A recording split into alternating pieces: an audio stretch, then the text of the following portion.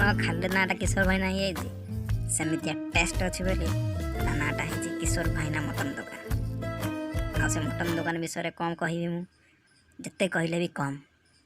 ଆଜି ବି ମନେ ପଡ଼ିଯାଏ ସେ 200 ଟଙ୍କିଆ ଫୁଲ୍ ପ୍ଲେଟ୍ ବାଲା ମଟନ। ଯେତେ ଖାଇବୁ ପାଟିରୁ ଲାଳ ଛାଡ଼ି ନଥିବ। ଆସନ୍ତୁ ଜାଣିବା ତା ବିଷୟରେ।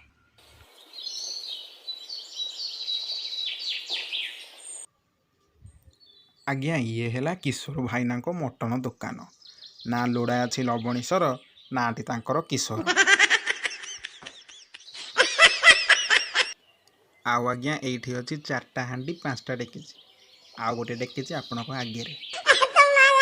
ହ୍ୟାଲୋ ଫ୍ରେଣ୍ଡସ୍, ଆପଣଙ୍କୁ ସ୍ୱାଗତ ଆମର ନୂଆ ବ୍ଲଗ୍କୁ।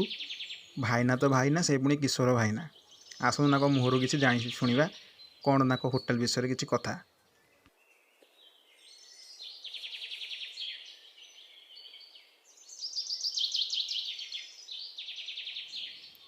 ଇଆଡ଼େ ନା ସିଆଡ଼େ ନା, ତୋ ଆଗରେ ଛିଡ଼ା ହେଇଛି କିଶୋର ଭାଇନା। ଏ ଆମ ସାଇଡ଼ରେ ଗାଙ୍ଗୁଲି ପୁଅର ହୋଟେଲ ଖୋଲିଥିଲା, ନା ନାଁ ଦେଇଛି ଶାଲିନୀ ହୋଟେଲରେ, ଶାଲିନୀ ମଟନ ଦୋକାନ। ଲୋକ ଗୁଡ଼ାକ ମଟନ ଖାଇବାକୁ ନୁହଁ, ତା ଝୁଅକୁ ଉଣ୍ଡିବାକୁ ଆଉଥିଲେ।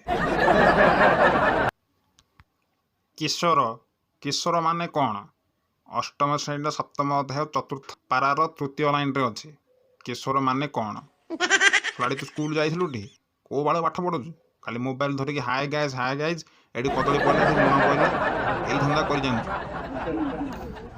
ମୋ ଦେହ କୁଣ୍ଡୁନ, ସେ ଗୋଟେ ମଟନ ଲେଖା ଦେଖାଯାଉ ତମକୁ। ଆଉ କ'ଣ ଏଟେ ଗେଲୁକୁ ହେଇଛି ଟିକେଟେ କଥାରେ ଖାଲି ମଟନ, ଯାଉଣୁ ଆସୁଣୁ ମଟନ। ଘରେ ଗୋଟେ ଦିନକର କଥା, ଘରେ ଗୋଟେ ଥର ପାଣି ଯାଉନଥିଲା, ପାଇପ୍ ଜାମ୍ ହେଇଯାଇଥିଲା।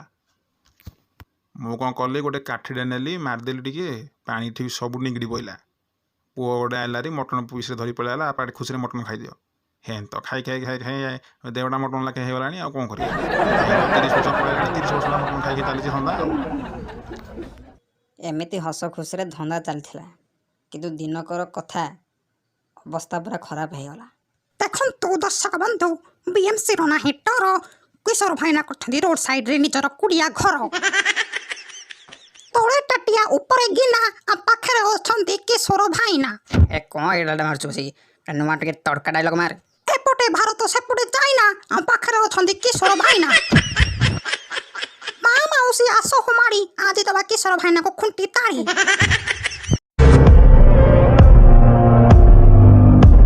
ଆଉ ଏମିତି ଭାବରେ କିଶୋର ଭାଇନାଙ୍କର ସୁନ୍ଦର କୁଡ଼ିଆ ଘରଟି ଭାଙ୍ଗି ଚୁରମାର ହୋଇଗଲା। If you don't know who is Kishore Bhaina, then you are a Maikna.